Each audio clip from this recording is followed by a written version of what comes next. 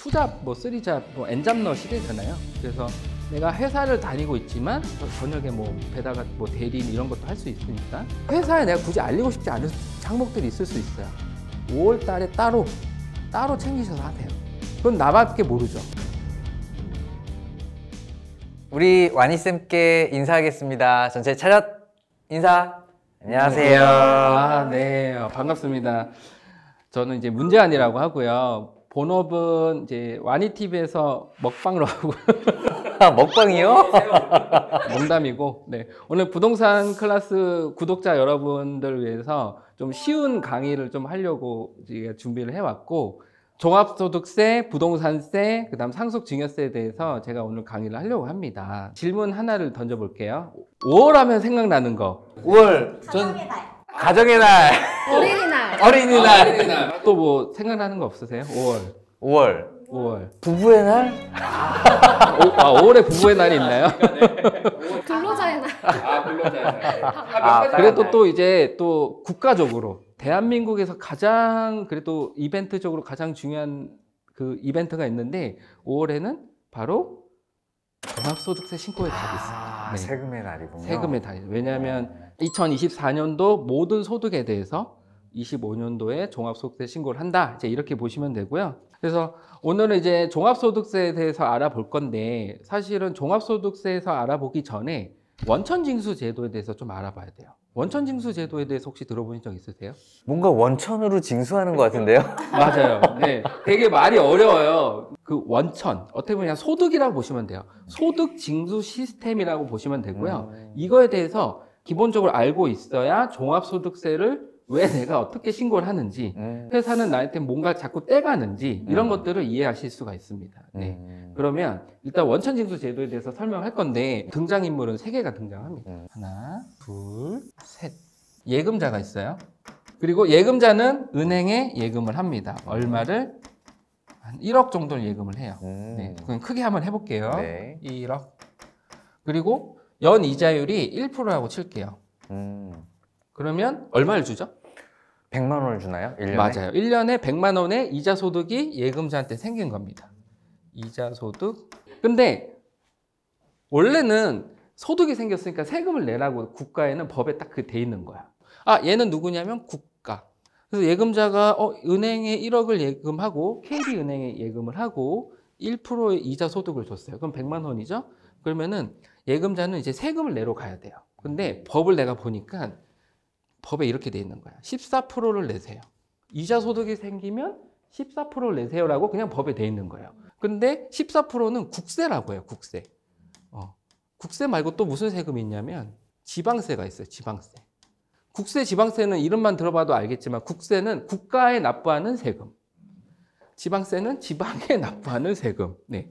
국세는 14%라고 결정돼 있고요. 지방세는 국세의 10%를 내세요라고 돼 있어요. 국세의 10%니까 1.4%. 네. 다 더하면 15.4%. 네. 아, 좋습니다. 예금자는 이제 KB은행으로부터 12월 31일 날 100만 원을 받아서 100만 원 받았으니까 이제 나는 세금을 납부하러 뛰어가는 거예요. 국가로. 국가 뭐 국세청이라고 할게요. 국세청에 뛰어가는데 이제 세금 신고하러 온 사람이 한 500만 명 앞에 있는 거예요. 네. 이해되셨나요? 어떤 상황인지? 그럼 만약에 이렇게 국가를 이렇게 운영해서 세금 징수한다고 하면 이게 말이 안 될 거잖아요. 그래서 이거를 예금자가 소득이 생길 때마다 직접 내게 하지 말고 이렇게 해보자. 어떻게?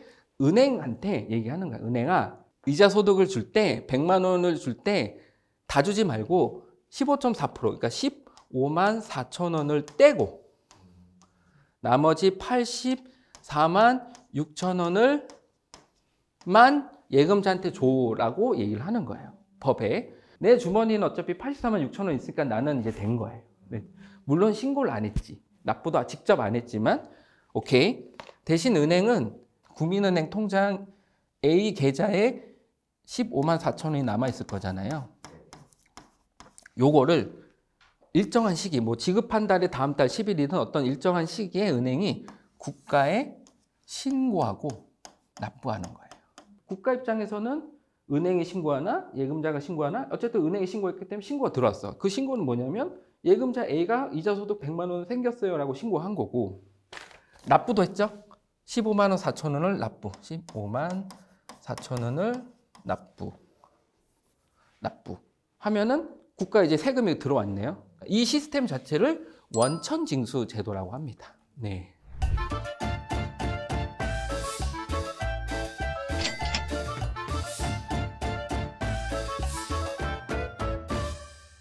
이 KB은행 같은 거를 원천징수 의무자라고 해요. 그래서 원천징수 의무자가 원천징수를 안 하고 신고도 안 해? 그럼 가산세가 있어요.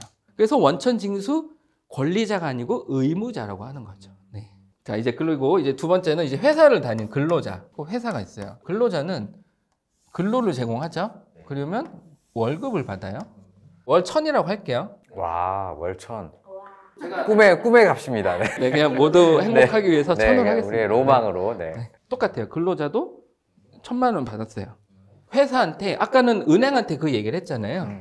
회사야, 1,000만 원 주지 말고 떼고 줘. 근데 아까 제가 이자 소득은 국세로 14%라고 했잖아요. 그 지방세는 10%니까 1.4%. 근로소득의 원천 징수세율은 얼마일까요? 이게 달라지지 않나요? 맞아요. 네. 간이 세액표에 따라서 그 소득 구간에 따라서 얼마를 떼라고 달라지고 있어요.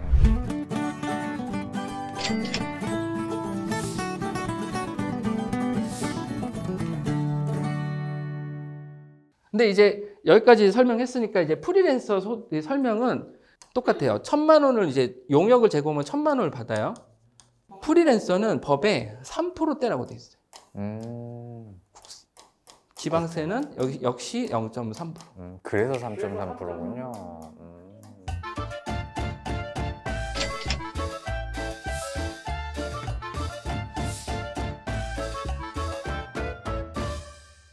이제 요새 이제 또 투잡, 뭐 쓰리잡, 뭐 엔잡러 시대잖아요. 그래서 내가 회사를 다니고 있지만 내가 이렇게 잠깐씩 뭐 배달 같은 것도 저녁에 뭐 배달 뭐 대리 이런 것도 할 수 있으니까 그런 것도 3.3%를 떼거든요.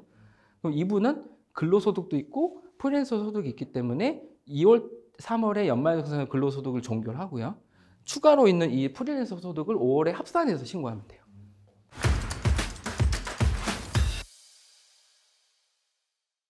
와인쌤, 그러면 우리가 연말정산 때 환급을 좀 많이 받으려면 이렇게 공제 같은 걸 잘 챙기는 게 중요하잖아요. 이 공제에 대해서 한번 좀 설명 부탁드려도 될까요? 공제는 어렵잖아요. 공제라는 단어가 어려운데 빼는 거예요. 빼는 거. 공제, 뺀다 이렇게 생각하시면 되고, 그러면은 급여는 고정돼 있잖아요. 우리가 세금을 줄인다는 건 벌어들인 거와 쓴 거를 빼서 세금을 계산하는 건데, 벌어들인 걸 뭔가 조율을 할 수는 없으니 쓴 거를 이제 조금 얼마만큼 더 챙겨서 넣느냐 싸움인 것 같아요. 그러면 번 거.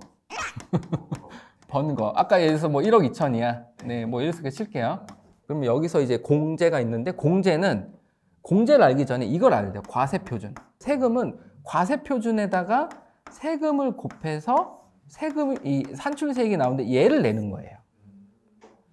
물론 여기서 뭐 또 빼는 게 있어요. 그런데 번 거에서 과세표준까지 가는 방법에는 소득공제를 빼줘요. 그리고 이 세금을 산출세액이라고 하는데, 산출세액에서 세액 공제를 빼면 결정세액이 나와요. 이렇게 보시면 돼요. 그러면 소득공제가 있고 세액공제가 있어요. 위치만 보면, 근데 용어는 잘 모르겠는데 위치만 보면 과세표준 위에서 빼는 게 있고 과세표준 밑에서 빼는 게 있죠. 세액공제는 세액은 그냥 세금이라고 생각하면 세금에서 빼는 거예요. 즉 세금에서 직접 빼요. 세액공제 100만 원이다? 그럼 세금 100만 원을 직접 줄여줘요. 어렵지 않죠? 그럼 세액공제가 1,000만 원이야? 그럼 1,000만 원 세금 깎아주는 거야. 한 방에. 물론 내가 낸 세금이 900만 원이면 900만 원 한도로 그 빼주는 거. 소득공제는 내가 100만 원을 빼는데 실질적으로 100만 원을 빼주는 건 아니고요. 세율을 곱한 것만 빼줘요. 보세요. 지금 제가 어떻게 돼 있죠? 보시면 세율이 밑에 있잖아요. 그래서 소득공제를 내가 뭐 기본공제 만약에 뭐 150만 원 받았다. 예를 들어서. 그럼 150만 원의 세금이 내가 세율은 우리나라에서 세율은 6에서 45%가 있어요. 6% 구간, 몇 프로 구간, 45% 구간이 있는데 내가 45%를 내는 사람이야. 그럼 150만 원을 공제받고 45%를 적용받는 사람은 얼마를 세금이 줄어드냐면 150만 원 곱하기 45%인 얼마가 나오겠죠? 아, 네. 아, 70 얼마? 100만 원일까요? 네. 45만 원이 전세가 됩니다. 이해되셨죠? 음. 하지만 이 100만 원을 세액공제로 빼준다고 하면은 그대로 100만 원 그냥 빼주는 100만 원. 거예요. 그래서 소득공제랑 세액공제 차이는 바로 세금에서 직접적으로 그 금액을 차감하느냐 소득에서 빼고 세금을 곱해서 나중에 그만큼 절세 효과가 있느냐의 차이인 거예요. 그러면 세액공제는 세금에 정확하게 다 공평하게 다 적용이 되는데 소득공제는 돈을 많이 버는 사람은 그 효과가 크고요. 돈을 많이 벌지 못하는 분들한테는 공제 효과가 작겠죠. 아, 네. 네, 그런 정도 차이 이해하시면 되고요. 소득공제가 뭐가 있냐, 세액공제가 뭐가 있냐는 인적공제. 뭐 내가 가족이 뭐 부모님이 있어, 뭐 자녀가 있어, 이제 이런 것들을 이제 소득공제라고 보시면 되고요. 세액공제는 자녀 세액공제 아니면 뭐 이런 것들이 좀 있습니다. 그래서 요거 이제 분류해서 보시면 돼요. 네. 쌤, 그럼 만약에 부동산 관련 공제 이런 항목들도 좀 있어요? 아, 맞아요. 일단 그래도 우리가 여기 부동산 클래스니까 부동산과 관련된 것 중에 총 3개 정도는 좀 알아두시면 좋은 게 있는데 요거는 무주택 세대주. 무주택 세대주. 임차하기 위해서. 그러니까 월세나 전세 같은 거겠죠. 그래서 금융기관으로부터 요새 뭐 돈을 빌리잖아요. 그거에 대해서 내가 이제 상환을 하겠죠. 원금과 이자를. 그 상환액의 40%를 소득 공제를 해줍니다. 상당히 크죠. 근데 주택 마련 저축 납입액의 40%와 그다음에 아까 상환액 원리금 상환액의 40%를 더한 금액과 그러니까 400만 원을 한도로 두 가지를 더해서 해준다 이렇게 보시면 됩니다. 네. 두 번째로 이제 월세 무주택 세대주 똑같네요. 무주택 세대의 세대주가 국민주택 규모의 주택을 임차하기 위해서 지급하는 월세액의 15%와 17%를 해줍니다. 이거는 세액공제예요. 이거는 소득. 자, 이건 뭐라고 했죠? 집을 산 거예요. 여기까지는 무주택이고 집을 샀습니다. 너무 이제 행복한 거죠. 집을 샀는데 어떤 거냐면 취득 당시 기준 시가 6억 원 이하의 주택을 취득해야 돼요. 그러니까 시가가 내가 실제로 산 가격이 10억이라도 기준 시가가 6억 원 이하면은 적용이 되는 거예요. 취득 당시 기준 시가 6억 원 이하의 주택을 취득하기 위해서 주택의 저당권 설정하고 금융회사부터 이제 차입한 장기주택 저당 차입금의 이자를 지급할 때는 근로소득 금액에서 공제할 수가 있습니다. 그래서 어떻게 되냐면 이 장기주택 저당 차입금의 조건은 상환기간이 15년이냐 아니면 10년 이상이냐 고정금리냐 비거치식이냐 뭐 어떻게냐에 따라서 800만 원, 600만 원, 1,800만 원, 2,000만 원까지 한도가 있습니다. 네, 사실은 그러니까 우리가 연말정산을 할 때 다른 것들 뭐 신용카드 보통 이제 신용카드 많이 관심들 있잖아요. 그렇다고 신용카드를 막 쓸 수는 없잖아요. 내가 그 신용카드를 쓰는 것보다 지금 지급하고 있는 것 중에 챙길 수 있는 걸 챙기시면 될 것 같아요. 네, 이게 좀 그래도 효과가 크니까 그거 좀 해주셨으면 좋겠고 뭐 신용카드 얘기가 나와서 그런데 가끔 이제 그걸 물어봐요. 신용카드 저희 배우자가 있고 내가 있는데 신용카드 공제 누구한테 몰아주면 좋으냐 이렇게 물어봐요. 그럼 어떻게 결정하냐면 그냥 와이프님이 하라는 대로 하시면 돼요. 그냥 기승전 와이프의 말을 잘 들어야 네. 되는 거군요. 농담이고 네네. 소득이 높은 사람. 아, 높은 기본적으로. 사람. 네. 생각해보세요. 세액공제는 똑같이 빼주잖아요. 근데 예를 들어서 신용카드 뭐 이런 소득공제 항목들은 아까 세율이 높은 사람을 할수록 그게 효과가 커지기 때문에 소득이 높은 사람으로 몰아주죠. 그럼 높은 사람이 그 효과를 받았잖아요. 그럼 세금 절세 효과를 받았잖아요. 거기서 몇 프로를 나한테 줄 건지 상상하시면 돼요. 진짜 궁금한데 그 네. 신용카드 부부로 네. 썼을 때 네. 소득이 높은 사람 쪽에 모으는 게 좋다고 했잖아요. 둘 중에 한 명이 그러니까 한 명은 근로자고 한 명은 뭔가 일용직이나 이래요. 그러면 그래도 일용직인데 이 사람이 더 소득이 높다면 이 사람이 하는 게 나아요? 이 질문을 이해하기 위해서는 소득세를 이해해야 돼요. 네. 우리나라 소득세는 열거주의예요. 자, 소득이 있는 곳에 세금이 나가는데 열거는 뭐냐면 열거된 것만 소득으로 세금을 매기는 거예요. 그러니까 열거가 돼 있지 않는 게 뭐가 있어요? 라고 물어보신다면 지금 현재 가상소득, 판매소득 뭐 이런 거예요. 코인 소득, 같은 코인을 거? 판매해서 얻은 소득. 현재는 그러니까 과세에 대한 얘기는 있지만 시행 시기가 아직은 미뤄져 있다. 오케이? 이걸 왜 얘기했냐? 그래서 소득세는 크게 종합소득세가 있고요. 양도소득이라는 게 있고요. 퇴직소득 이렇게 크게 세 가지로 분류가 돼요. 종합소득에는 뭐가 있냐면 이자, 배당, 근로, 연금, 기타, 사업 이 6가지야. 이 6가지 소득에 대해서만 종합소득 다 더해서 한꺼번에 계산하는 게 종합소득. 종합소득은 6에서 45%의 국세. 양도소득은 종합소득처럼 내가 부동산을 팔았다고 얘네 소득하고 합산하지 않아요. 왜냐하면 부동산을 매년 파는 건 아니잖아. 물론 이제 그것도 사업소득으로 볼 수 있냐 없냐는 그것도 다른 얘기고 이거와 비슷하게 만약에 묶어보면 세금 너무 많이 나올 것 같아요. 분리과세라는 약간 뜻이죠. 그렇죠. 분류라고 해요. 분류. 사실은 정확하면 분류과세라고 하고 퇴직소득도 마찬가지로 매년 퇴직하진 않잖아요. 1년, 평생 뭐 한두 번일 테니까 계산 구조가 달라서 따로 분류하는 거예요. 물론 양도소득세는 세금 많긴 한데 어쨌든 이렇게 돼 있습니다. 그러면 종합소득하고 또 반대 개념이 있어요. 분리과세예요. 아까 제가 이자소득에 대해서 얘기했죠. 이자소득인데 이자소득은 이런 제도가 있대요. 이자랑 배당을 더하면 이걸 두 개를 더해서 금융소득이라고 한대요.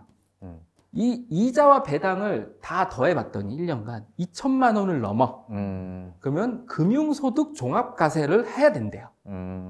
2천만 원이 안 돼? 그러면 그걸로 분리과세 종결이에요. 자, 다시 내가 다른 소득 잠깐 빼고 네. 이자소득하고 배당소득을 다 더해봤더니 1,200만 원 나왔어. 1,200만 원, 2천만 원보다 안 미치잖아요. 네.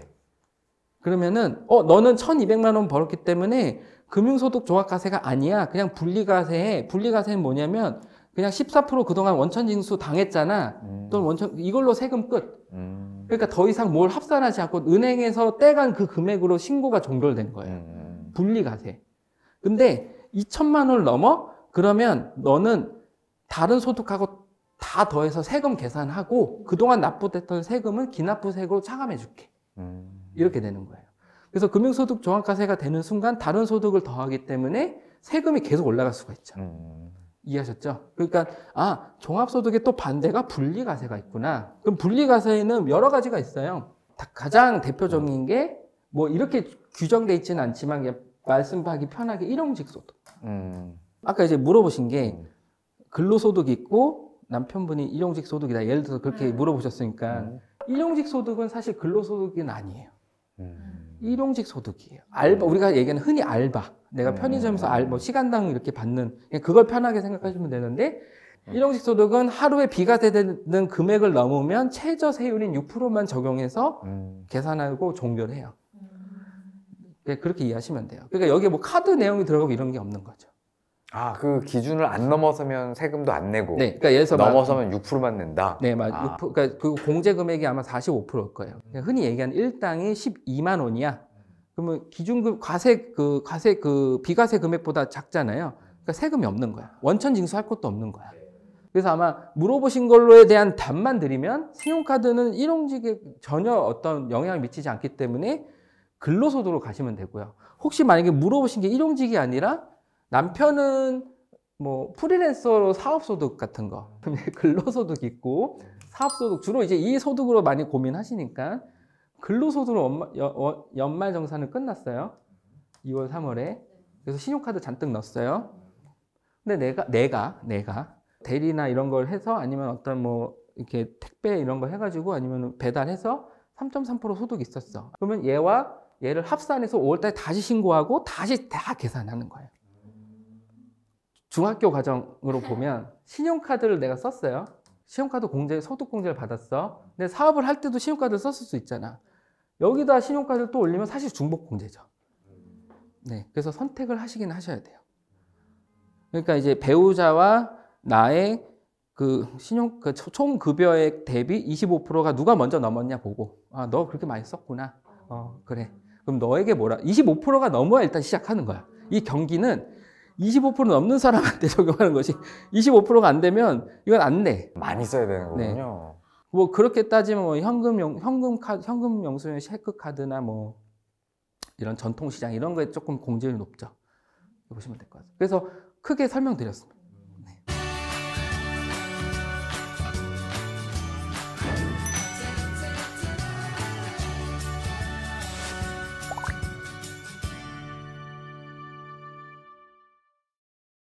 그럼 선생님, 그 종합소득세를 우리가 내는데 그래도 좀 공제를 좀 많이 받고 싶어요. 네. 절세할 수 있는 좀 팁이 있나요? 죄송한데 그런 게 막 많지는 않은데 죄송합니다. 아, 근데 우리 선생님 아니, 죄송하실 일 없죠. 저는 절세 기본은 일단 기본적으로 챙길 건 챙기자는 거예요. 자, 근로소득 있고, 그래도 오늘은 5월 달을 대비해서 이 강의를 하는 거기 때문에 프리랜서 같은 사업소득자가 좀 중심일 수 있어요. 그래서 여기를 중심으로 설명드리고 여기도 설명드릴게요. 여기는 아까 세금을 줄일 수 있는 방법은 공제를 챙기는 거죠. 자, 세금은 24년에 이미 우리는 모든 게 확정됐어. 우리는 과거로 갈 수가 없잖아. 그리고 지금 현재 25년에 4월에 있는 거예요. 5월에 있는 거예요. 그러면 무슨 말이냐? 우리는 과거를 바꿀 수가 없어요. 바꿀 거면 지금 바꿔야 내년이 바뀌는 거지. 네. 결국은 기존에 있는 건 이미 이루어진 걸 잘 챙기는 게 핵심인 거예요. 그럼 공제를 결국은 찾아야 되는데 이 공제는 항목이 뭐가 있는지 내가 놓치게 있는 게 뭔지를 아까처럼 다 찾으셔야 돼요. 뭐 내가 주택 월세를 사고 있네. 월세 이런 거 되나? 이런 것들이 중요하고. 근데 웬만하면 요새는 홈택스 들어가면 연말정산 관련해서 자료들이 쫙 있기 때문에 거기에 웬만큼 다 있어요. 그게 맞냐 안 맞냐를 또 내가 검증할 수도 있겠지만 그거보다는 혹시 거기서 안 나오는 자료들 뭐 안경 뭐 이런 것들 뭐 이런 구입 영수증이나 또는 전산화되지 않은 자료들이 혹시나 제출되지 않았을 때 아까 월세 같은 것도 사실은 나오긴 하지만 내가 연말정산 회사에 신청하지 않으면 모르죠. 또는 회사에 내가 굳이 알리고 싶지 않은 항목들이 있을 수 있어요. 뭐 의료 기록들 아니면 여러 가지 기록들은 그냥 그거는 그럼 연말정산 기본만 하고요. 5월 달에 따로 챙기셔서 하세요. 그건 나밖에 모르죠. 5월 달 자료는 회사가 전혀 알 수가 없습니다. 네. 사업은 결국은 매출이 있고 비용이 있고 그래서 뭐 딱딱딱 해서 과표가 나오고 그래서 세금을 곱하겠죠. 매출을 뭔가 이렇게 하는 건 이상한 거고 그건 말이 안 되는 거고 결국 비용을 얼마만큼 더 챙기냐예요.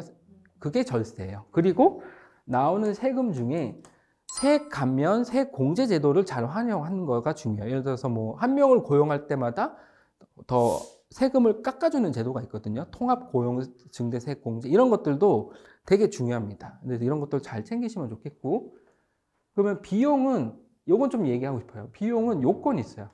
첫 번째 적격 증빙을 썼느냐 그리고 사업과 관련이 있느냐 이 두 가지를 봐요. 내가 사업을 하는데 적격 증빙은 뭐가 있냐면 세금 계산서, 신용카드 영수증, 체크카드 영수증, 현금 영수증. 네, 요게 이제 적격 증빙이에요. 그런데 내가 예를 들어서 그럼 적격 증빙을 챙기지 않으면 예를 들어서 이런 거예요. 일본을 예로 들게요. 오키나와로. 네. 네. 근데 이제 어쨌든 현금을 달래. 그러면 내가 현금을 주기 때문에 현금은 어떤 영수증이 없잖아요. 영수증이 없기 때문에 이런 비용 처리를 못 받아요. 물건 살 때 현금으로 주면 내가 5% 싸게 해줄게. 이럴 수 있잖아요. 네. 그랬더니 그래서 내가 그럼 5%면 괜찮지 하고 5%를 내가 싸게 했어. 그럼 나는 100만 원이면 5%면 5만 원 할인 받았어요. 근데 사업하시는 분들은 그거보다는 비용 처리하시는 게 훨씬 이득이에요. 왜냐하면 내가 세율 구간이 45%야. 그럼 내가 100만 원 비용 처리하면 얼마를 이득 보는 거죠? 이득이 아니라 절세가 되는 거죠.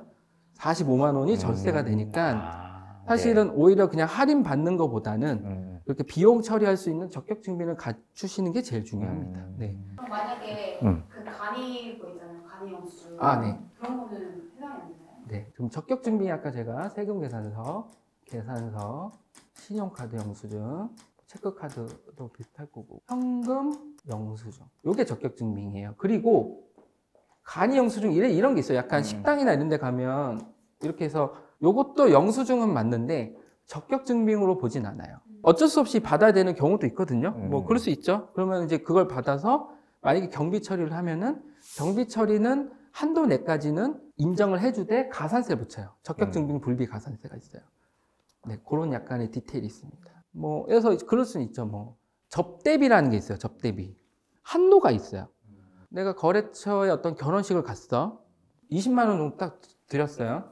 그리고 제가 저기 우리 세무사가 이거 증빙 챙겨야 되는데 제가 신용카드로 제가 축의금 납부하겠습니다.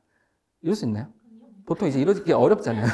물론 신용카드 단말기가 위에 딱 있으면 깔끔하겠지만 그래서 보통 이제 이런 청첩장 이런 것들은 접대비로서 이렇게 적격증명으로 이제 뭐 인정되는 한도는 있습니다.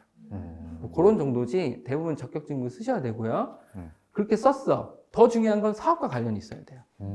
노트북을 샀어요. 근데 이게 가사 목적일 수도 있잖아요. 이런 건 경비 처리가 안 되고요. 내가 사업장에서 쓰려고 노트북을 샀어요. 이런 건 경비 처리가 됩니다. 입증은 사업자가 하시는 거죠. 네. 이렇게 해서 비용 그러면 절세하는 거는 결국은 기본을 먼저 챙기셨으면 좋겠다. 그리고 나서 각종 공제 요건, 뭐 감면제도 이런 것들이 진짜 많거든요.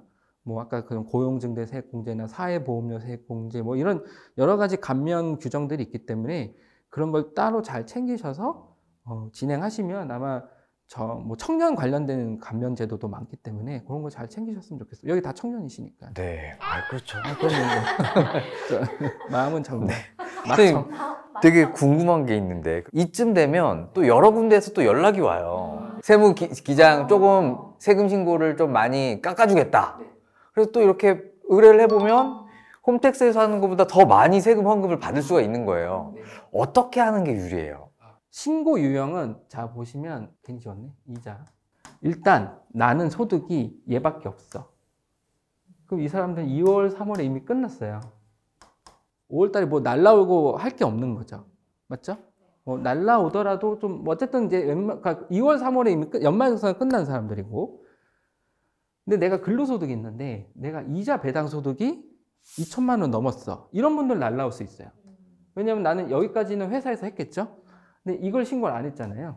그러니까 이렇게 합산해서 신고하세요라고 날라와요. 네.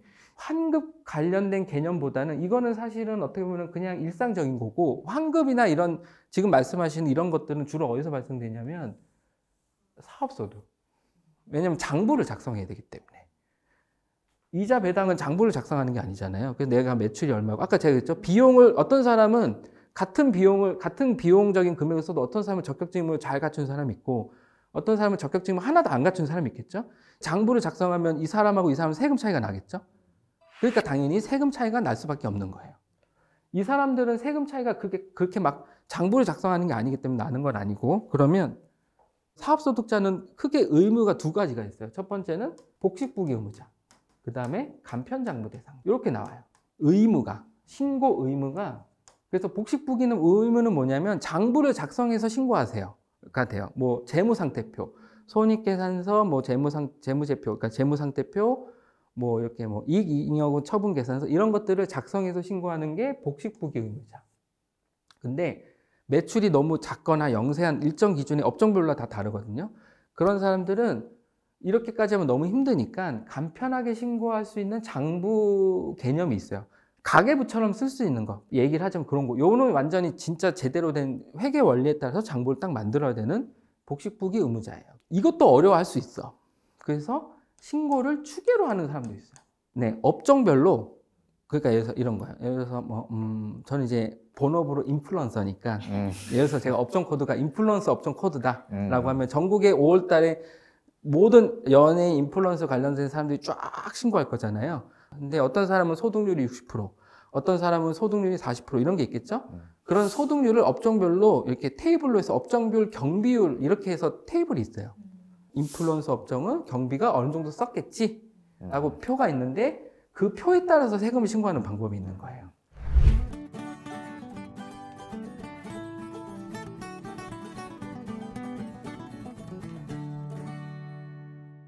그러면 이제 안내문이 날라왔을 때 내 의무가 복식이 아니라 간편장부 대상자야. 이런 사람들은 이렇게 신고하는 게 원칙이죠. 이렇게 신고하거나 이렇게 신고할 수가 있어요. 물론 이렇게 있는 사람이 이렇게 신고했을 때 옆에 만약에 가산세가 뭐 추가됩니다 하면은 가산세를 물 수도 있어요. 왜냐하면 너는 의무가 이건데 왜 이거대로 안 하고 이걸 했어? 이럴 수가 있어요. 근데 특히나 이제 복식부기 의무자는 복식부기 의무자가 간편장부로 신고하면 가산세가 붙어요. 그러면 다시 추계로 신고하면 좋잖아요 라고 했을 때 나는 예를 들어서 추계보다 더 비용을 더 많이 썼을 수도 있잖아요. 그러면 그때는 장부를 작성해서 신고하는 게 훨씬 더 유리하죠. 간편장부 대상자가 나는 간편으로 신고하면 되는데 굳이 어려운 길을 가겠다고 복식부기를 선택했어. 너는 간편으로 신고하면 되는데 왜 이렇게 어려운 길을 갔니? 넌 훌륭한 아이구나 하고 칭찬을 해주는 거죠. 그 칭찬이 기장세액공제예요. 20%의 세금 중에 20%를 깎아줘요. 기장세액공제를 해줘요. 어려운 길을 넌 갔기 때문에. 그럼 다시 아까 뭐 연락이 많이 와. 연락 많이 오면 좋죠. 그럼 선택하시면 되는데 내가 현재 나는 뭔가, 나는 현재 어떤 위치인가를 보고요. 그리고 나는 간편장부 대상자인데 그냥 홈택스도 정말 잘 돼 있거든요. 홈택스 뭐 전화 이렇게 해도 되고 뭐 요새 간편 환급 다 돼 있으니까 하셔도 되고 그래도 장부를 만드는 의미는 여러 가지가 있는데 그래도 하셔야 되는 것 중에 하나가 일단은 내 사업에 이게 사업이잖아요. 내 사업이 현재 어떤 상황인지 파악을 하셔야 되는 거고 기본적으로. 두 번째는 결손이 생긴다. 그러면 결손을 다음 연도의 이익과 상계할 수 있어요. 장부를 만들었기 때문에. 뭐 이런 게 있습니다. 그래서 맡기는 게 좋은 건가? 아니면 홈택스에서 그냥 내가 신고하는 게 좋은 거? 이제 이렇게 볼게요. 자, 이제 자본주의 사회니까 이제 제 생각이에요. 내가 누군가를 고용을 해. 고용을 한다는 건 내가 돈을 주고 그 사람의 시간을 사는 거잖아요. 자, 이 세금 신고도 내가 해도 돼. 나의 시간을 투입해서 내가 해도 되고요. 이거는 선택인 것 같습니다. 뭐가 낫냐는 의미는 없는 것 같아요. 근데 다만 이 복식부기 이거를 신고하기 위해서 들여야 되는 그 시간이 있거든요. 만약에 신고하기 위해서 내가 들이는 노력이 막 한 몇 달 걸려. 그게 맞냐는 이제 생각해 보셔야 될 것 같아요. 너무 어렵다면 이제 전문가에게 맡기시는 게 저는 좋다고 봅니다. 선생님, 그러면 부동산 세금 너무 어려운데 한 방에 한번 정리 좀 한번 부탁드릴게요. 네. 한 방에 정리하는 건 어렵지만 그래도 한번 해보겠습니다. 네. 부동산은 결국 이 안에 있는 거잖아요. 취득, 보유, 매각. 요 세 가지의 프로세스가 기본적이겠죠? 뭐 당연한 얘기겠지만 단계별로 세금이 붙어요. 당연히 취득은 취득세가 붙고 보유는 보유했을 때 그 재산과 관련된 세금이 있고요. 보유를 했는데 소득이 들어온다? 그럼 또 소득과 관련된 세금이 있는 거예요. 그래서 크게 재산과 관련된 세금, 소득과 관련된 세금으로 나누어져요. 어려운 얘기 아니죠? 네. 매각은 말 그대로 내가 사서 팔았으니까 뭔가 차익이 있다. 또는 손실을 봤다, 이익을 봤다. 이거에 따라서 세금을 매기는 게 양도소득세예요. 재산과 관련된 거는 우리가 국세로 나눌 수 있고 지방세로 나눌 수가 있어요. 국세에는 뭐가 있느냐? 뭐가 있을까요? 종합부동산세? 맞아요. 종합부동산세. 흔히 얘기하는 종부세가 국세입니다. 지방세는 재산세. 맞습니다. 네, 이렇게 보시면 됩니다. 그럼 소득세는 뭐가 있느냐? 당연히 내가 월세를 받아서 소득과 관련된 소득세가 있는 거죠. 그게 이런 정도의 세금이 있고요. 취득세는 말 그대로 예전에는 그러지 않은데 이제 중과가 들어왔어요. 중과가 뭐냐면 주택이 많은 사람이 취득할수록 불이익을 주는 거예요. 자, 취득세는 조정지역이 있고요. 조정외 지역이 있어요. 네, 일단 제가 설명 써볼게요. 1세대 1주택, 1세대 2주택, 1세대 3주택, 1세대 4주택이 있어요. 그래서 취득을 할 때 1세대 1주택은 조정이든 조정외든 1에서 3%. 네. 조정인 경우에 8%, 조정인 경우에는 1에서 3%. 1세대 3주택은 12%, 얘가 8%군요. 네. 그 다음에 4주택은 12%입니다. 이렇게. 자, 그럼 조정과 조정외가 있어야 되는데, 조정은 그냥 말 그대로 국가에서 이 지역은 조정지역입니다. 라고 그냥 규정을 한 거예요. 지금 그러니까, 이제 강남 3구와 용 3구 딱 그 4개의 지역구만 조정이죠? 그렇죠. 네. 네. 조정과 조정외 지역이 있는데, 조정지역은 만약에 조정지역에 만약에 주택을 산다, 이렇게. 조정외 지역에 주택을 산다, 이렇게 돼 있습니다. 일단 뭐 여러 채 사면 취득록세가 굉장히 많이 나오는군요. 네, 맞아요. 그러니까 취득록세는 과거와 다르게 이제 이렇게 중과 제도라는 게 들어와서 돼 있고요. 그럼 이 1세대 1주택 이 세대는 어떻게 구분하느냐? 요건 좀 그래도 알고 계시면 좋은데 얘는 무조건 주민등록상이에요. 그러니까 실제로 살고 있느냐 없느냐를 따지진 않아요. 양도소득세의 세대에서는 이 세대는 실질을 따져요. 네. 차이가 여기서 나옵니다. 자, 만약에 법인이다. 그러니까 예를 들어서 이럴 수 있죠. 법인으로 뭔가 취득한다. 주택을 12%. 얘는 그냥 묻고 따지지도 않고 12%. 증여를 한다. 증여는 조정지역 12%. 3억 원 이상의 경우. 그 다음에 뭐 여기는 이제 뭐 조금 더 낮습니다. 한 3.5%라고 써 있네요. 네. 그래서 이런 정도 보시면 되는데 이거를 지금 암기하신다기보다는 주택수에 따라서 취득세가 많이 나가는구나. 이렇게 보시면 되고요. 중과제도가 하나가 더 있어요. 여기는 이해하셨을 거죠? 네. 물론 이제 오늘 개인만 하는 건데 법인인 경우에 취득세 중과제도가 또 있어요. 이 12% 이거 말고요. 수도권 과밀역 채권역 안에서 취득하는 거와 수도권역 과밀역 채권 밖에서 취득하는 부동산에 대해서 중과하는 제도가 있습니다. 그래서 지금 제가 이거 말씀드린 거는 아마 들으시면서 계속 짬뽕 될 것 같아서 취득세 중과는 이 제도와 법인 중과 제도가 있다 정도 이해하시면 될 것 같습니다.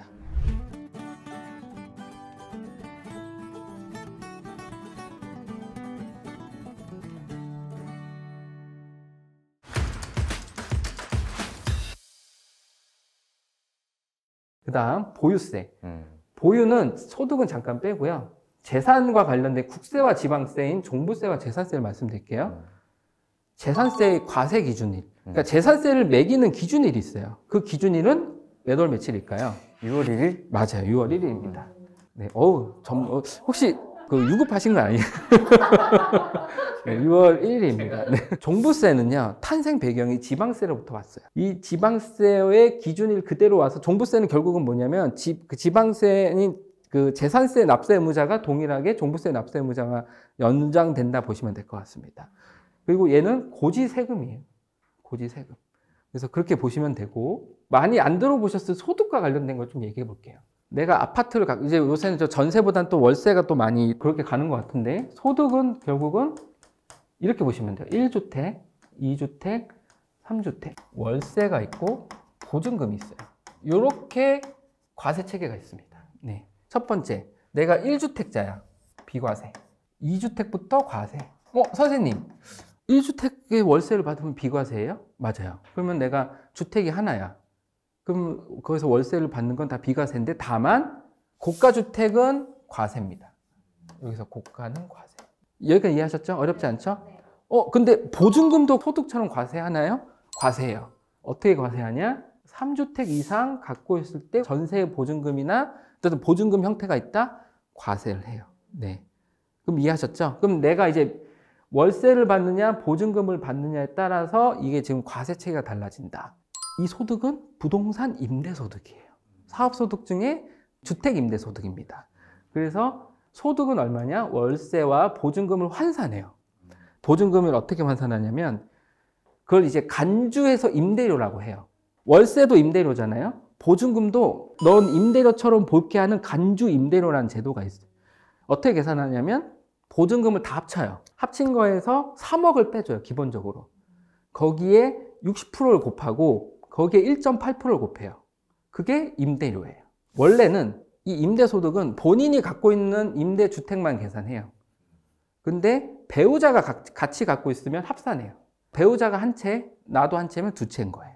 그러니까 이제 다시 얘기하면은 주택수만 여기서 보고 세금은 각자 계산한다. 이렇게 보시면 돼요. 세금 어떻게 계산하냐면 2천만 원이 기준이야. 2천만 원을 또 넘으면 종합과세 하고요. 2천만 원 미치면 분리나 종합과세를 선택할 수가 있어요. 네, 그 정도만 이해하시면 될 것 같습니다. 그리고 참고로 그거 물어보세요. 내가 그러면 아파트를 월세 놓고 있는데 이거 사업자 등록을 해야 되나요? 물어보세요. 자, 뭔가 사업소득이 있잖아요. 기본적으로 사업자 등록을 하셔야 돼요. 이제 그걸 들어보세요. 임대사업자. 왜 무슨 임대사업자 구청에 등록하면 무슨 세제적 혜택이 있어요? 라고 옛날에 뭐 한참 하다가 지금 좀 열기가 사그러졌지만 임대사업자라고 있잖아요. 걔와 얘는 또 달라요. 자, 임대사업자를 너가 등록을 해. 등록을 해서 요건을 맞춰. 너한테 다양한 세제적 혜택을 줄 게가 임대사업자 제도고요. 얘는 내가 소득이 있으면 그냥 세금을 내는 그냥 임대사업인 거예요. 사업자. 같으면서 달라요. 그 다음에 이제 양도소득세. 양도소득세는 당연히 뭐 내가 100에 사서 300에 팔았어요. 200을 벌었죠? 이거에 대해서 세금을 매기는 게 양도소득세예요. 아까처럼 1세대 1주택의 그 세대는 당연히 실질적 요건을 본다. 자녀도 1세대, 나도 1세대예요 라고 주장해서 막 비과세 혜택을 받으려고 하지만 실질적으로 만약에 자녀가 부모와 함께 거주하는 사실이 있다는 걸 국세청이 안다 라고 하면은 비과세 혜택을 못 받을 수도 있어요. 양도소득세 이제 그걸 많이 하세요. 요거 하나 이제 알려드릴게요. 내가 현재 6억이에요. 6억을 0원에 샀어요. 그럼 양도차익이 6억이잖아요. 이거에 대해서 세금을 매기면은 뭐 얼마가 나오겠죠? 근데 내가 생각을 해보니까 내가 A야. 우리 배우자한테 증여를 했어. 증여를 하면 보통 부부간 증여는 6억까지가 세금이 없거든요. 신고를 해 없는 거예요. 참고로. 그러면은 내가 갖고 있는 Z라는 아파트를 A가 갖고 있는 Z라는 아파트를 B에게 증여를 했어요. B가 증여를 받았잖아요. 근데 세금이 없어요. 맞죠? 받는 상이 6억이니까. 그럼 B의 취득가액은 얼마일까요? 6억? 6억. 6억. 네. 응. 역시 유급하셔서. 아닙니다. 자, 다시. A는 원래 빵원에 샀어요. 근데 6억에, 시가 6억에서 6억에 팔았어. 그럼 양도세를 내잖아요. 근데 내가 생각을 해본 거야. 우리 배우자님한테 증여하고, 증여하면, 6억까지 세금을 안 낸다던데? 맞네? 그래서 6억짜리 자산을 증여했더니 세금도 안 내. 여기서 일단 세금 안 내고. 그럼 이제 증여했으니까 B가 주인이 된 거죠, Z에. 그래서 B가 6억에 취득한 거예요. 그리고 나서 취득하고 바로 다음날 팔았어요. 얼마에? 현재 6억이니까 6억에 팔았어요. 그럼 양도 차익이 얼마죠? 0원이죠. 그러면은 세금이 얼마죠? 양도세가 0이 되는 거죠. 그러면 그냥 원래대로 팔았을 때는 6억에 대해서 세금을 내야 되는데 잠깐 머리를 생각을 해봤더니 증여를 하고 증여세도 없고 팔았더니 양도세도 없는 거예요. 그러면 이렇게 해서 팔려는 것보다는 죄다 배우자한테 6억에 증여하고 팔면 다 양도세를 안 내겠죠? 그래서 이걸 이제 방지하기 위해서 증여하고 5년 안에 다시 판다면 원래 취득가액을 6억이 아니라 증여 전에 배우자가 취득한 가액으로 계산을 해요. 이게 배우자 이월과세예요. 근데 이게 최근에 5년에서 10년으로 늘어났어요. 네, 그거 설명드리려고 한 거예요. 네.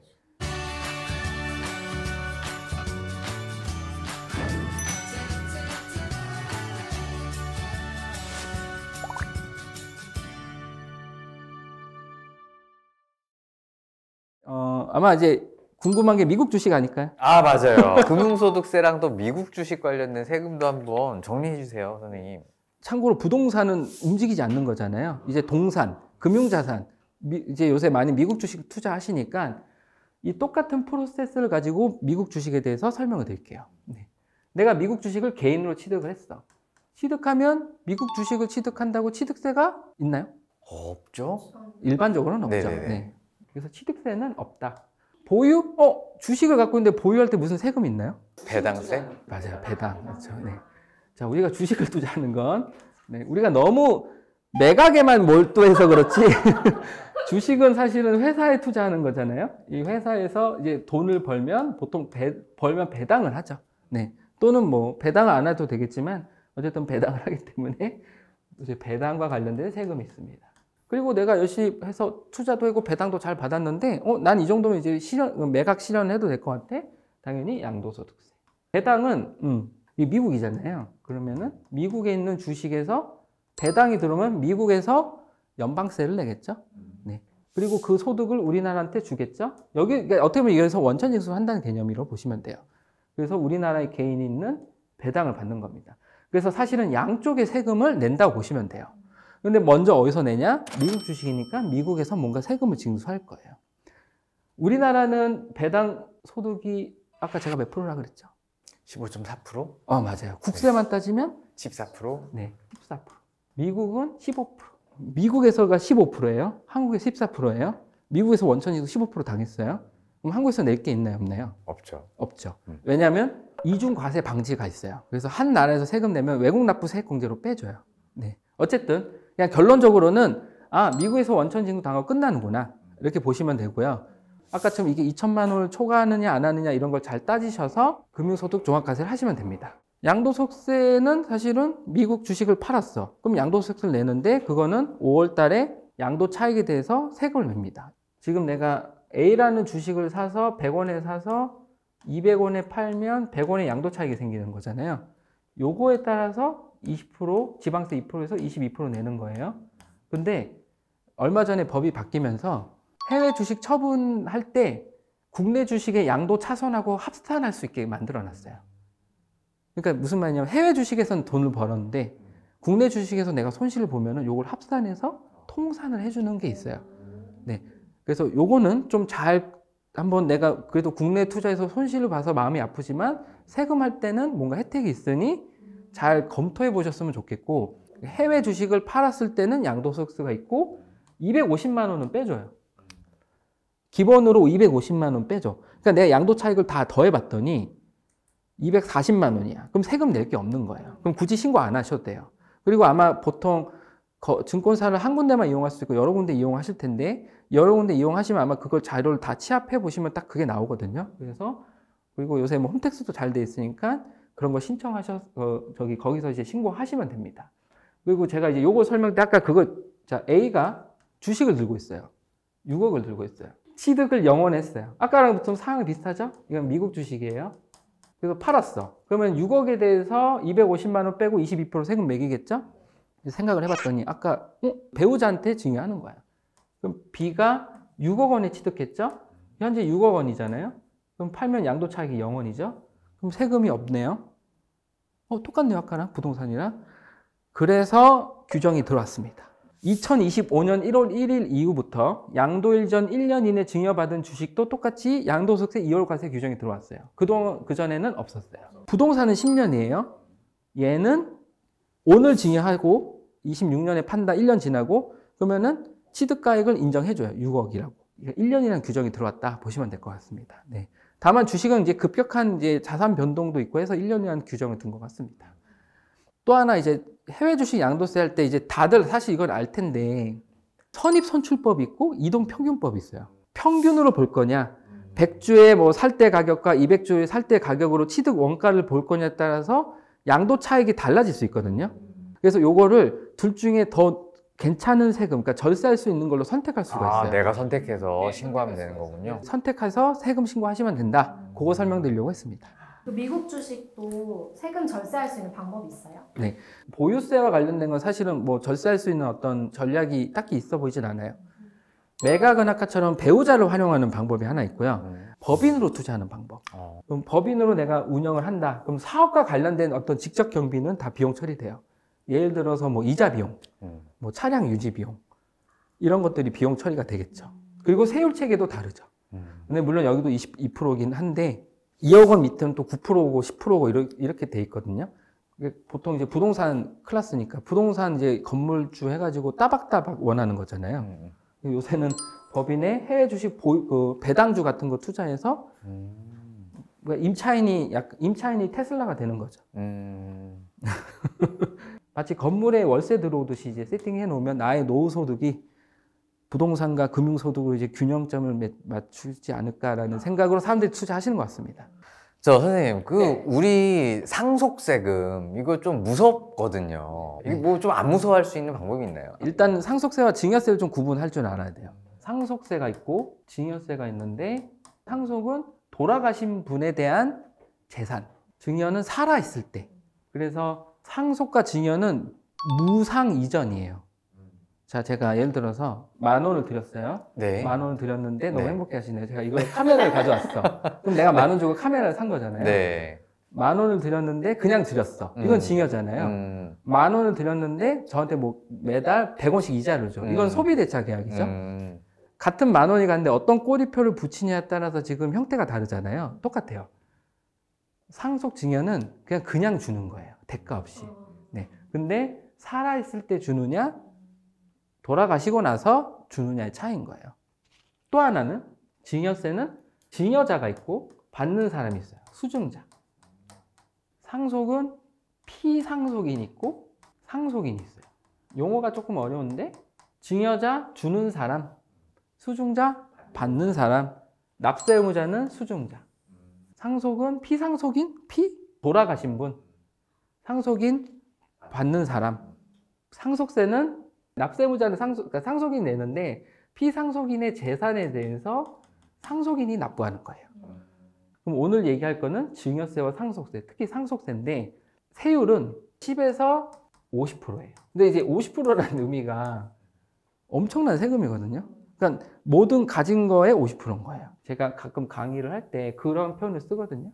100억 건물주의 눈물. 100억 건물주가 왜 눈물을 흘릴까? 돈이 많긴 한데 이분이 만약에 돌아가실 때 상을 볼게요. 100억이면 이게 이분 마음속의 금액이에요. 100억은. 시가는 80억 하겠죠? 뭐 기준 시가는 그냥 딱 반 쳐서 한 40억이라고 할게요.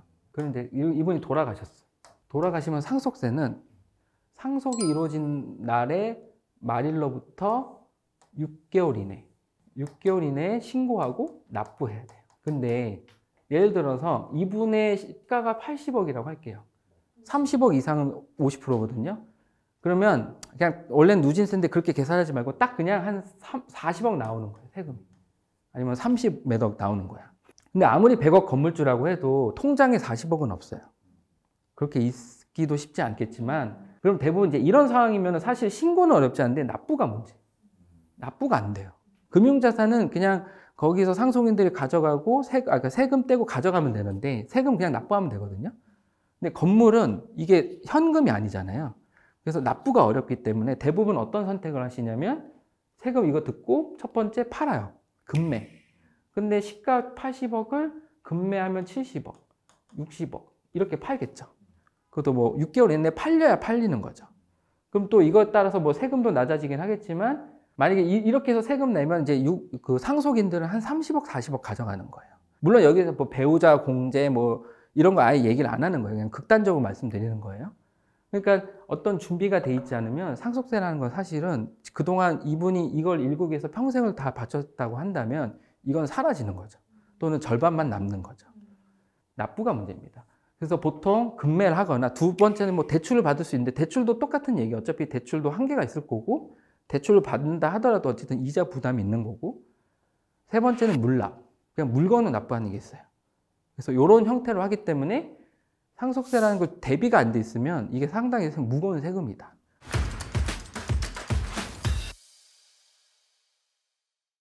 그러면 상속은 기존에 어떻게 돼 있냐? 아까처럼 상속은 피상속인의 전체 재산에 대해서 세금을 계산하고요. 이 세금을 상속인들이 연대해서 납부하는 거예요.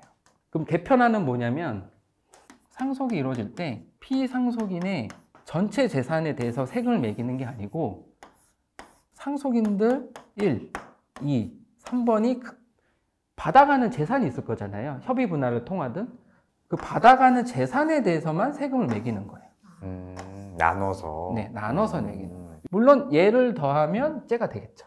네, 물론 상속폭이나 이런 그런 거 예외적인 거 빼고 그러면 아까 세율이 만약에 똑같다. 그러면 얘는 만약에 세율이 50%야. 계산해봤더니. 근데 얘는 쫙쫙쫙 쪼갰더니 세율이 20%야.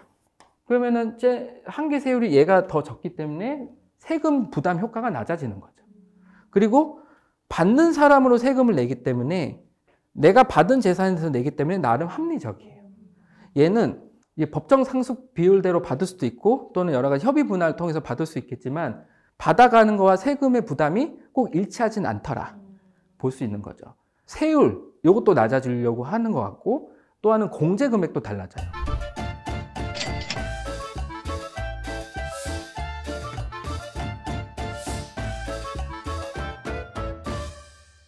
증여는 납세의무자가 수증자라고 했잖아요. 그렇기 때문에 배우자인 경우 받는 사람이 배우자면 6억, 자녀면 성인인 경우 5천, 미성년인 경우에는 2천을 공제해 주는 거야. 그걸 물어보세요. 아니 난 배우자한테 6억 그때 계좌이체 해가지고 그럼 세금이 없겠네요 물어보세요.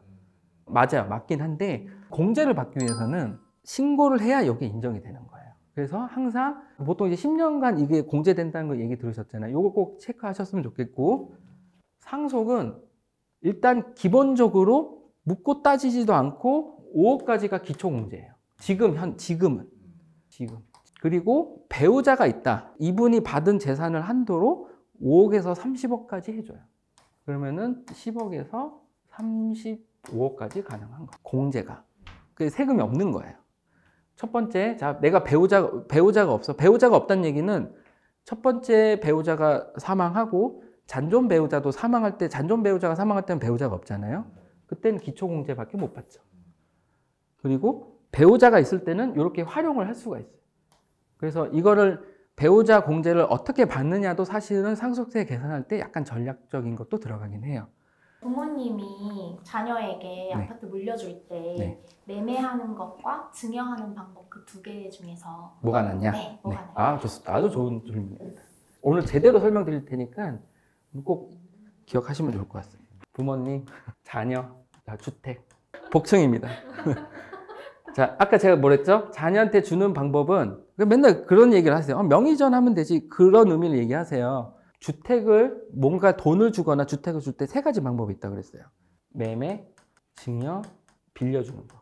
주택을 빌려주는 건 전세와 월세 개념이니까 이거랑 안 맞는 얘기인 것 같고, 결국 부모님이 자녀한테 주는 방법은 파는 거, 증여. 근데 증여와 매매 차이는 뭐죠? 자녀가 매매면 자녀가 돈을 줘야 되고요.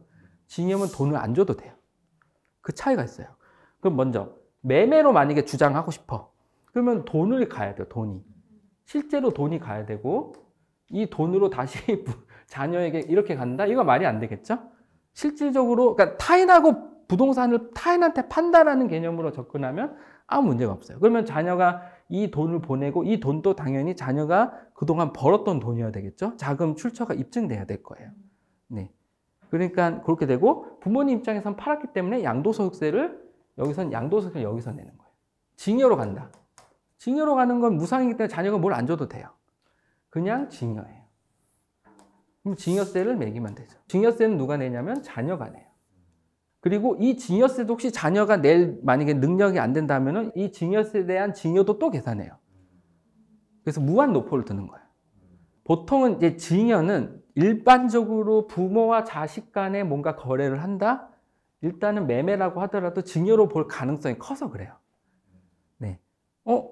부모와 자녀 간에 거래를 해? 그러면 증여세 아닌가요? 아닌데요. 저희는 매매인데요. 매매에 관련된 입증 서류가 있으세요? 네, 저희 첫 번째 돈이 갔고요. 매매 계약서 있고 공증했고 그 다음에 이 돈 내가 안 돌려줬는데요. 이런 것들이 그리고 양도세 내고 그 당연히 이 매매가 되면 이걸 관련해서 사후 관리가 계속 들어가요. 자금 이동에 대해서. 그 다음에 두 번째, 증여와 매매를 할 때 시가가 중요해요. 시가. 부모와 자녀 간에는 10억짜리인데 1억에 거래할 수도 있고 20억에 거래할 수도 있잖아요. 그러니까 그런 거를 뭔가 하기 위해서 시가라는 개념이 필요해요. 근데 보통 우리가 거래하는 아파트, 예를 들어서 아파트는 시가라기보다는 유사매매 사례가액이라고 있어요. 근데 그거는 보통 실거래랑 좀 연동이 되는데 이건 국세청 홈택스 들어가 보시면 홈택스에 재산평가학이라는 메뉴가 있어요. 거기에 상속일, 증여일 뭐 이런 걸 쳐보시면 날짜 입력하고 해당 주소를 치면 그 날짜에 맞게끔 보고서가 딱 나와요. 그래서 거기에 유사매매 사례가액 이렇게 순위가 나와요. 그 금액이 그래도 국세청에서 어느 정도 보는 시가라고 보시면 돼요. 원래 시가는 아닌데 보충적 평가 방법, 그러니까 유사매매 사례가를 보는 시가. 그래서 요 시가대로 거래를 하셔야 돼요. 근데 내가 시가가 10억이야. 근데 증여로는 10억을 그냥 증여세를 계산할 때 너무 세금이 많이 나오는 거야. 그래서 자녀가 사는 걸로 우리가 결정했어. 온 가족이 모여서. 근데 자녀가 2억밖에 없어. 그동안 번 돈은. 그럼 얼마가 부족하죠? 8억. 네. 그럼 8억을 이제 어디선가 마련을 해와야 돼요. 그러면 뭐 자녀의 능력으로 이 부동산을 담보로 대출을 받든지 아니면 이제 흔히 얘기하는 부모가 자녀한테 돈을 빌려줄 수도 있겠죠. 네. 근데 이제 빌려준다는 의미가 금융기관에서 빌려주는 건 달라요. 부모가 자녀한테 또 돈을 빌려주는 것도 사실은 증여로 봐요. 그래서 이 빌려주는 행위에 대해서도 계약서 작성하고 뭐 공증 또는 내용 증명 보내고 따박따박 이자 보내야 되고 이자 보낸 거에 대해서 완전 인수하고 이자 소득세 납부해야 되고 이 정도 만약에 진행을 했다. 국가 입장에서도 증여가 아니라 빌려주고 이렇게 하는 행위로 보기 때문에 인정. 그리고 이제 저가 양도가 있어요. 10억인데 5억에 넘기는 거예요. 이런 방법도 있습니다. 원래 10억이에요. 6억에 거래했어요. 저가 양도잖아요. 저가 양도는 양도세를 한번 계산하고요. 증여세를 계산해요. 이 같은 한 가지의 행위에 대해서 두 가지를 계산해요. 첫 번째, 양도세는 10억에서 6억에 거래했잖아요. 그러면은 양도세의 부당행위 계산 부인, 즉 양도세는 시가 대비 플러스 마이너스 5%까지는 인정을 해줘. 근데 5%를 벗어나면 불인정. 그래서 5%를 넘었잖아요, 지금. 그때 얘 6억으로 거래한 거는 불인정. 그러니까 거래한 거는 인정인데 세금 계산만 얘기하는 거예요. 세금 계산 때 6억으로 거래했으니까 매매가가 6억이 아니고 10억으로 계산해서 양도세를 매겨요. 1번. 증여세는 10억하고 6억의 차이가 지금 4억이잖아요. 3억이 넘었죠. 뭐 30% 3억이 넘었기 때문에 얘는 증여 관련돼서 증여세가 또 나가요. 근데 만약에 8억에 거래했다. 양도세는 지금 5%가 넘었잖아요. 그래서 양도세 기준에서는 매매가가 10억은 맞아요. 증여세 기준에서는 차이가 3억보다 작고 30%보다도 3억이니까 똑같잖아요. 그러니까 얘는 증여세가 없어요. 이 저가 양도를 왜 하냐면 이 거래 자체는 인정이 되는 거예요. 세금만 다시 계산하는 거죠.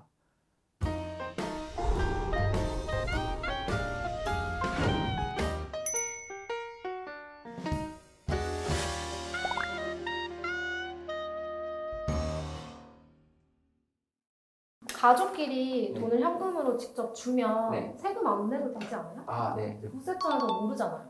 모릅니다.